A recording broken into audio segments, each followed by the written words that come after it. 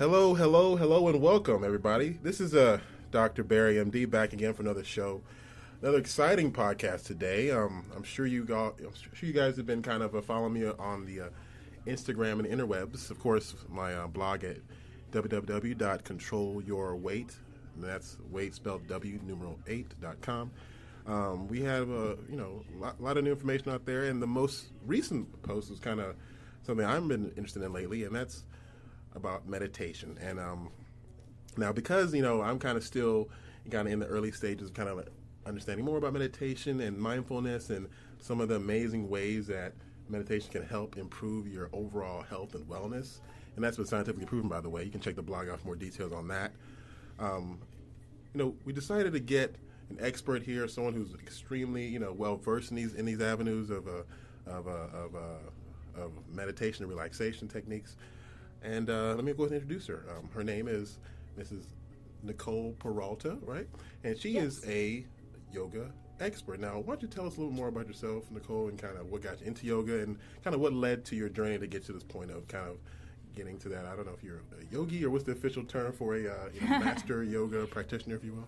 Yeah, so I got into yoga pretty much a year after I graduated from college, and I just realized that if I was going to manage my stress and work-related stress, that going to happy hours and complaining with my coworkers was not going to be a sustainable way exactly. And that's actually for me to exist. One thing I will say, that's something that, and unfortunately, that's a common way of dealing with stress. People don't really understand kind of some of the dangers of excessive alcohol use or drug use or any kind of prescription drug use for that matter to deal with emotions can have long-term effects that maybe people don't realize till it's too late. So that's why I'm glad you brought that up. That's one thing I've noticed as well in the medical field of people coming in and they're having these issues because of how they manage their stress, and it was some sort of unhealthy habit, and then before you know it, they have a medical issue that they are now trying to deal with. So go ahead and continue, please. Yeah, so I stumbled upon yoga at a YMCA, and it was an all-levels class, and I just really enjoyed it. I actually utilize yoga as a complement as a runner, so nice. Were you running like professionally or track or did you run like in college? Just for fun. Okay. I just picked up running in college my Awesome. senior year, and then I started training for 5Ks, 10Ks, and half marathons and triathlons. So I utilize that as a way to complement my exercise. So I looked at it as a stretching mechanism and also just to deal with stress. Yeah. Running, it's funny too you mentioned that because I'm actually I got into running, but kind of by force. I played soccer a lot when I was in high school. Yeah. So our coach made us run cross country, and I used to hate running back then. But then I was not in the best of shape, so which is actually a whole different story in itself. But we can talk about that later. But anyway, so running, I've later learned to love now. I do it regularly, and even though I had some issues with running too, which more like joint related issues. So I'm not the youngest person out here. So I was trying to explore different ways I can continue maintaining my cardiovascular activity, but at the same time, push myself and really challenge myself, which I think I did try to do with running. And that's actually why I've been, getting more and more interested in yoga. Now, I've done yoga casually here and there, but, I haven't really, taking it seriously, like doing it regularly and kind of taking it, really, seriously as far as, dedicating, regular intervals to it so I can make sure I can and try to gain some of those benefits that people are experiencing. Now, so tell me more about some of your clients. Like, I know you've been yoga for a while, so you probably have a lot of different stories you can relay about people you've interacted with, and then how they've kind of let you know the changes that they've experienced in their life, you doing more kind of meditative techniques like yoga and things like that. Yeah, definitely. So, I'm in my 5th year of teaching yoga, and what's very interesting here about Houston is that yoga can be like different things to different people. Absolutely. So some of my clients are very serious yogis, and they want to do the most complicated arm balances, headstands, pretzel poses, they're like very fitness oriented. Exactly. Okay. And then I also work with populations where this may be their first time to ever do yoga. Yeah. So but I think a lot of people are intimidated by the whole concept of meditation. They think it's some sort of. Some people think it's a different religion. You're like somehow becoming, some sort of a heathen or something. But that's what people don't understand. That because unfortunately, a lot of religions have kind of co-opted a lot of the techniques and adopted them to their own practice. So people kind of associate it. But the idea of just kind of just achieving a state of peacefulness and relaxation. It's literally, a completely, secular concept. You're not literally worshiping it, but you're literally just trying to clear your mind of everything and trying to learn how to relax. And yoga is unique because, it incorporates physical activity into it as well. So you can try to work on your breathing and relaxation while at the same time stretching and strength training, which is something that you don't see too many activities where you can really kill two birds with one stone, if you will. Exactly. And so that's kind of why, yoga, of course, is gaining more popularity over and over. Not that it hasn't been popular for millennia, literally. I mean, many different, ancient practices from ancient Africa to even, of course, Asia, and they have long, histories of yoga and different, similar kind of practices and like that. So the modern kind of version, if you will, is kind of what's kind of getting this new attention because all this new data has come out. I don't know if you're familiar with some of the research. There's actually a study that came out of Johns Hopkins. Computer just died.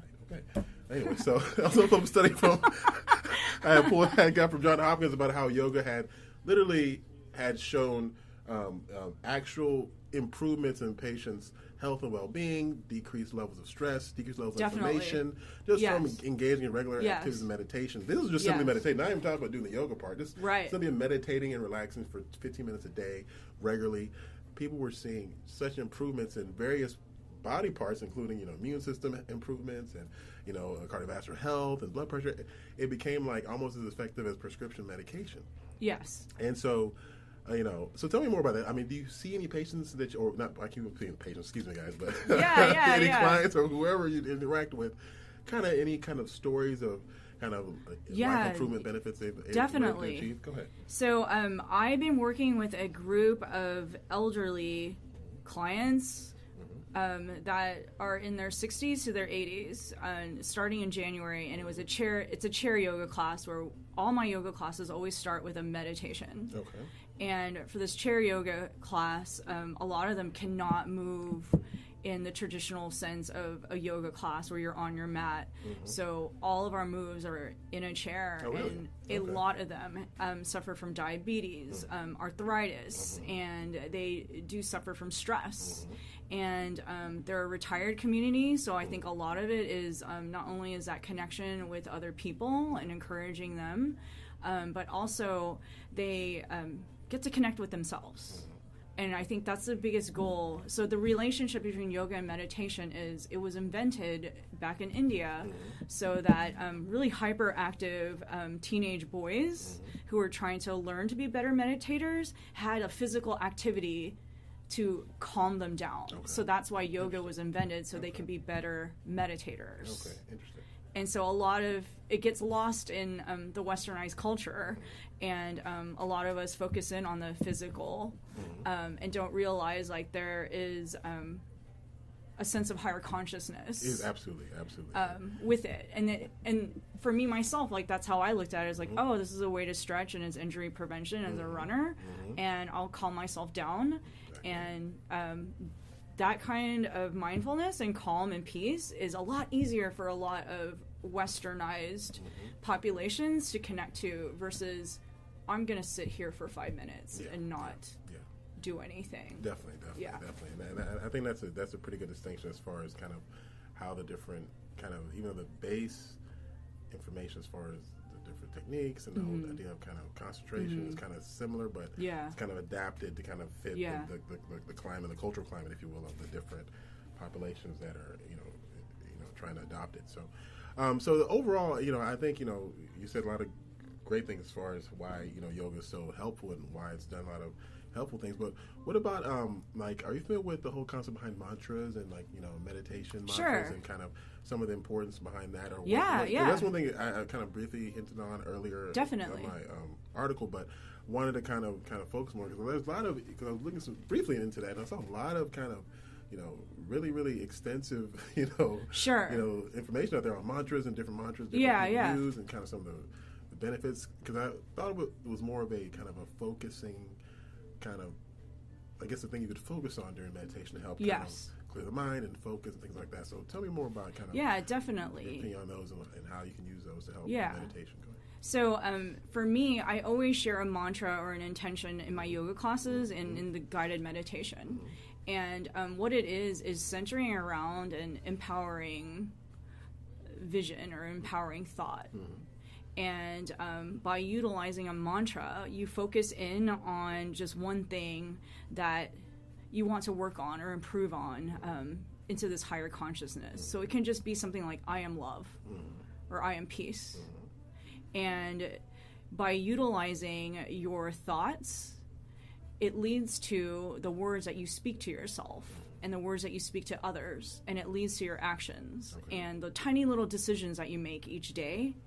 And from that, your choices lead to your destiny. So that's how powerful a mantra can be.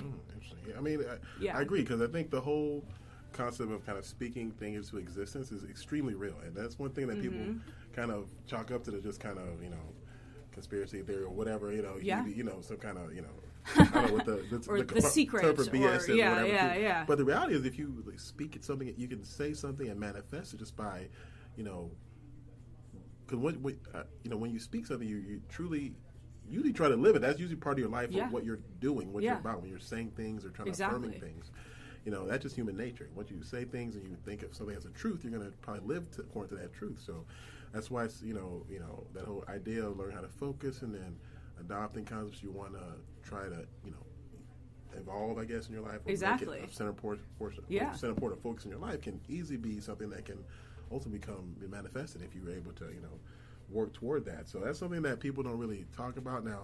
Of course, it's a complex, it's obviously a new concept, but something that, as far as in modern times, it's not really kind of, it's not really discussed a lot, because I think there's so many distractions out there. People are always worried about everything else. The idea of kind of sitting down and looking at inwards and focusing on your own kind of body is such a crazy idea. Right. Unless it's Instagram related, because you want to get your makeup right or something else, superficial. So that's why I think the mantra concept was pretty fascinating to me in general. And I was curious whether or not you've known if the concepts or the different mantras that exist, are, I guess if they're, if there's any controversy, basically, as far as mantras and how they're used and whether or not, let's really, for instance, there's one mantra I saw about the money chant or something like that. So you can say this, you can hope for more money now. Some people may say, hey, that's great, I'm broke, I would love some more money. So others may say, well, that's kind of, a little bit greedy, you only chant about money all day. Is that really a focus we should be, focused on? So do you have any of those controversies, I guess, in the whole community regarding mantras, or if it's more a personal issue, or is there any kind of idea? I haven't really seen a lot of that where there's a hard line on that. As a yoga teacher, I'm very fortunate to work for studios that just really want me to be myself and be authentic with whatever mantra or belief that I have. And just as long as it's something about gaining higher consciousness, becoming a better human in whatever way, and just looking at yoga as a lifestyle instead of just the physical practice. I haven't really seen anything where people are like, oh, you're worshiping another deity. And the funny thing is, because I grew up Catholic, I feel like there's a lot of parallels. There's lighting of the candles, there's being quiet. Actually, hold that thought. That's actually an excellent concept. We're going to go right back to that. And we're going to take a commercial break. Sure. And so let's come back after the break, and we'll go more into that very topic. Thank you guys for listening. This is Dr. Barry again, just after the break, so we can get more into this controversial topic, and stay tuned. All right, everybody, I'm back. Appreciate you guys hanging with us after the break. Again, we have our in-house yogi today. Oh, by the way, I forgot to mention, we are recording live in studio, so it's actually a pretty special occasion. But again, I want to reintroduce Mrs. Nicole Peralta, a yoga expert, if you will. She's here to tell us more about yoga, meditation, and kind of what it's about, and kind of why it's something that we should all consider maybe looking more into going forward. So again, after the last segment, we kind of mentioned something that was, I think, pretty, interesting. It definitely comes from controversial, but I think something that we need to talk about a little bit more. And that's more about how there's some parallels between some of these, meditative kind of practices and some of the, religious practices that are done in a lot of these, organized religions. So expound more on that, if you will. Sure. Because I grew up as a Catholic, I feel like there's a lot of tools that we were given just to be more quiet and to go inwards. Just like people pray the rosary and they have their beads to count their prayers. yogis practice utilizing mala beads where they count and they use a mantra. Exactly. And they, repeat these prayers over and over again. I think there's a lot of small, short prayers that repeated a lot in Catholicism, and it's very similar to the whole mantra concept, which, relaxing, close your eyes, repeating. That's kind of a similar kind of idea of getting people to focus, but kind of if you could, in that era, it would be like a mainstream version of, exactly. that. So it just kind of, again, different eras, different practices for different people. So that's kind of what people, sometimes don't understand and don't, assume that something is, because they don't understand it, they think it's vastly different and completely foreign to what they're used to. When in reality, there's a lot of similarities, probably more than there are differences. But anyway, so definitely. So anything else? Is that something you've noticed as far as different people who come to you, especially of different faiths? They may ask, "Hey, what's going on with yoga? I'm kind of practicing, but I've heard things, Yeah, Or is there any kind of overall advice you give them as far as how they should approach it or what they should expect? And Yeah, usually what people ask me about are like just unfamiliar things, like why at the end of a yoga class we say Namaste. And now, are you praying to some demon god or something? I'm just joking. No, and it's an interesting question because sometimes I'm like, what are we saying when you ask me to do that? And people always have a choice to participate in that. And basically, Namaste just means light inside of me bows down and humbly recognizes a light in you. Okay, that sounds beautiful. So I don't know who would be upset with that unless you didn't know what it was. Yeah, it's kind of the basis of most hate. Let's be honest. Exactly. But ultimately, though, I think the key is people just need to understand what's going on, kind of try to explore different things, and try to learn more. That's usually, I think, kind of the solution to a lot of issues. People just kind of really explore, and you'll be shocked that there's a lot of things that are out there that are pretty kind of familiar, but you just don't realize it yet. I kind of do a lot of that with food too. A lot of people see different cuisines. They'll say, "Oh, that looks weird," but really it's just kind of starch and a little bit of protein. But they don't understand kind of because it's prepared differently, so it's now foreign.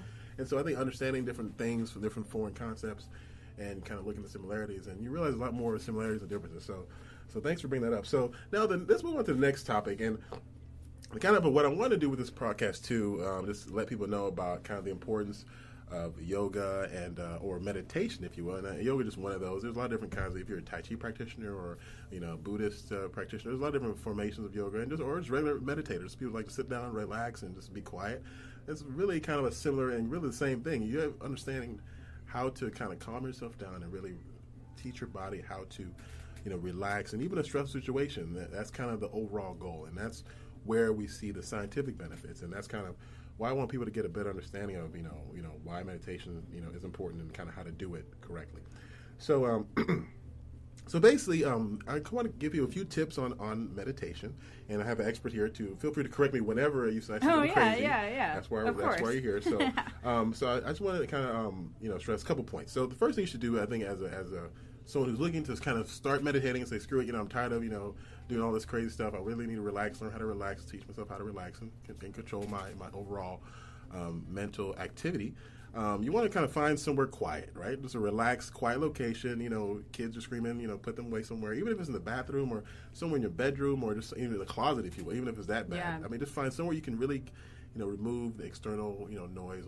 You have any additional as far as noise or kind of location, points on that? Like, where do you like to meditate, or where do you like to typically go? I feel like I have to do it in the morning because I just try to wake up a little earlier than usual, and I just start off in the morning. And honestly, I keep it simple: 5 minutes, 10 minutes, and sometimes it's in my bed, and I don't even get out of my bed to do it. Okay, so you're sleeping, or are you actually I am.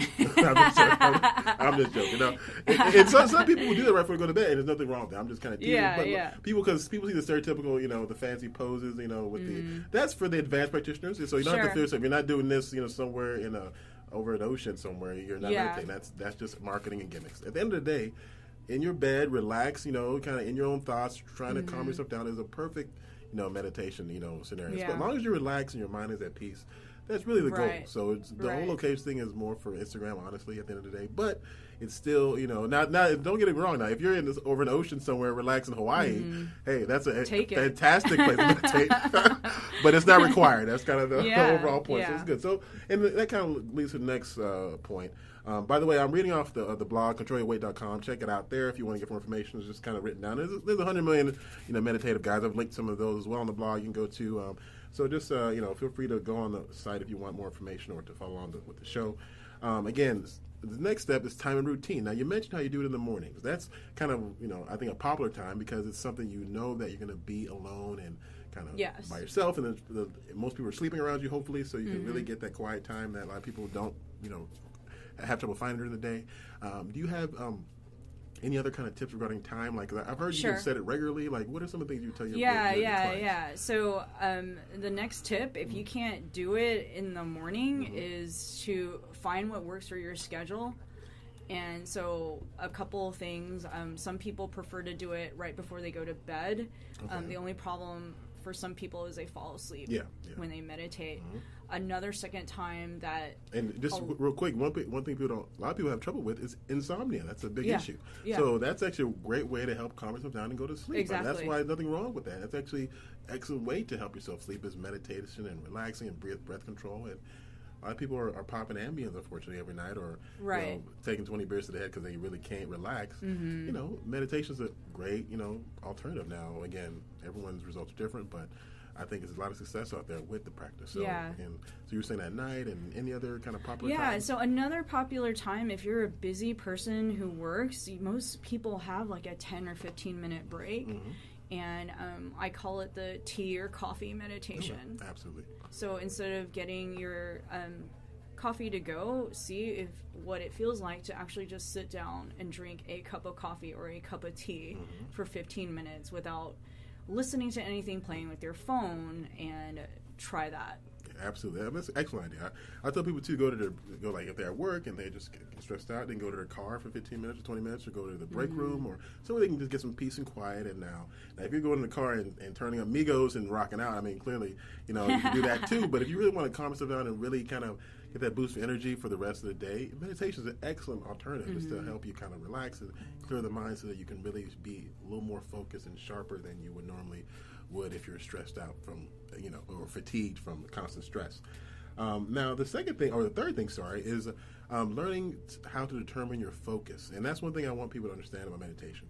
Meditation is really learning how to focus or really just concentrate all of your energies on a single concept or thought or action, just to kind of teach your mind how to basically clear itself of everything else so that you can really, the goal is to clear the mind. So I tell people a lot of times, if they're interested in meditation, kind of the base thing you could do as someone who just wants to learn how to relax is just focus on your breathing. And that's something that's pretty commonly done.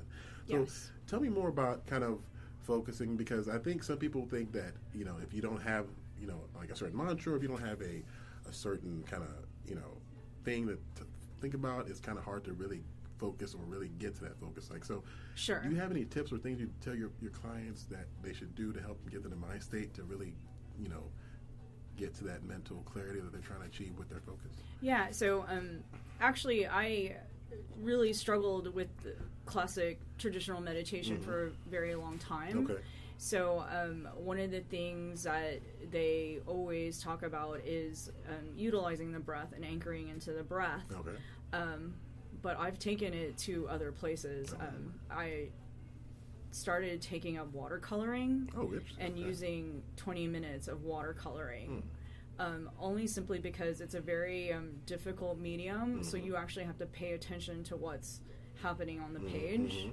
And anything where you can ground down into a physical sense, either the sound of your breath, maybe using an essential oil, using the sense of smell to ground down. I've even taught chocolate meditations. Really? What are you doing, like making chocolate while meditating? You just get a piece of chocolate and you utilize the five senses. You look at the chocolate, you smell the chocolate, you sit down quietly and eat that piece of food as slowly as possible.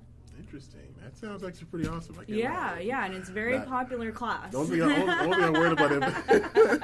Now, me as a physician, I'm worried about obesity. Like, people go, okay, let me just keep meditating. We're eating chocolate. We're eating 1,000 calories here. Right. So that definitely sounds amazing. I can't even lie. But, just be careful with the calorie content and be careful with your overall. I'm actually, full disclosure, I'm actually a big weight loss person. So I'm all about calorie content. But that sounds fantastic, because I think the focus concept is, if you're a chocolate lover, that would be an excellent way to kind of focus on something you're really into, and then really kind of allow that to be to the slow venue down. where you can slow down and really learn how to relax. And that's actually a pretty innovative concept. I really like that. I would definitely. I don't know if that's something that, if that's what level of yoga that is, or what level of meditation that is, or if it's actually a beginner, entry level. Oh, really? Awesome. Because the way I see it is that we're not mindful about what we eat. That's definitely the case, and that's actually one of my biggest things.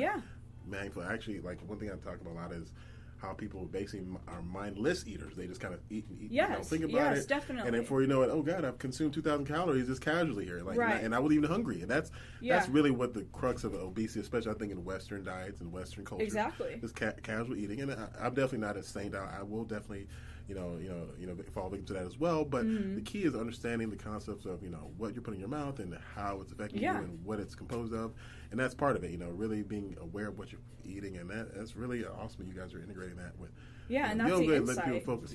For sure. That's my students have shared. They're like, if I actually just slow down and focus on chewing my food, I can actually enjoy it and realize I don't have to consume so much. Definitely. That's and one thing people don't know, that's what I tell people a lot too about slowing down when they're eating, because it helps your body kind of relax, and if your body can adjust to whatever you're doing. So if you're just overeating, eventually your stomach will stretch out, your sense of hunger and everything will be adjusted, so you can be used to eating that, and your metabolism will be adjusted. So you have to be careful. That's why what you're thinking and what you're kind of bring to the universe, if you will. Now, I sound like you over here, but whatever you're thinking and speaking out, makes you can manifest that. That's why it's important you understand about eating and what you're putting in your bodies and what you're putting, how many calories you're consuming, and kind of all those concepts. That's all important as far as establishing that better state of wellness, which hopefully everyone's trying to achieve. Not that everyone's perfect, but at the same time, as long as you're trying to get to that point of improvement, that's always going to be better than just not trying. And that's unfortunately what a lot of people are doing. So great. So and my last tip here, of course, is get a professional, which is what I did. Follow advice, and we have one here. So hopefully you can reach out to Nicole Peralta. Excellent. I think where do you do your yoga? So I know people want to maybe reach out to you. Sure. Tell me where they can find you, where you at, what's going on. Yeah. So the two places that I teach mostly out of is through Black Swan Yoga. Okay. And they have a location off of Kirby, and a location off of White Oak, and the other studio I work for is Yogalina, which is at the intersection of Westheimer and Shepherd. Okay, great. Yeah. So do you have classes anywhere regularly? So or do you have an Instagram they can my Instagram account will post my schedule weekly. Great. It's Art Yoga Play. Art Yoga Play, great. That's very simple, all one word, I'm guessing. Right? So Art Yoga Play. So check her out on Instagram at Art Yoga Play. Excellent. I know a lot of quality people recommended me to her. That's why she's here. And I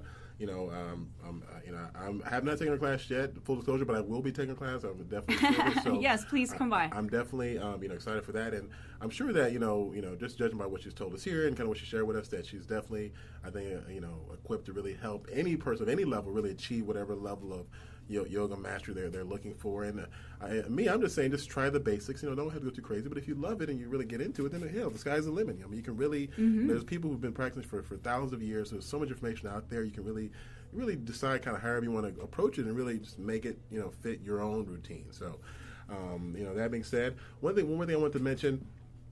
Two cool apps. I don't know if you do any of the apps things, but I'm a big tech person, so I like to tell people about apps they can use as well. Definitely. There's one real cool app that I saw and play with recently. It was really exciting, called the Calm app. It really helps more with the breathing, the breathing and the kind of mindfulness kind of exercises, which that I think is very beneficial as well. So check that out on the iOS store and on Android. So that's a good one, and also the Headspace app. Again, all these recommendations can be found on the blog at controlyourweight.com. Again, just want to thank you, Nicole, for coming out. Anything else you want to share? Any kind of other tips or tricks, or you kind of shared a lot of great information already. So I don't know if you have any final words before we close out tonight. Yeah, I think the biggest thing is just to keep it simple. And definitely. Just give it 5 minutes. Exactly. Everyone has 5 minutes somewhere in their day. Exactly. Perfect. Absolutely. Yeah.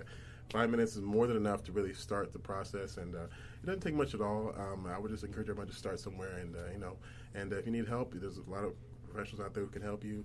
I think is there any directories or anything for folks to look up yoga or local meditation?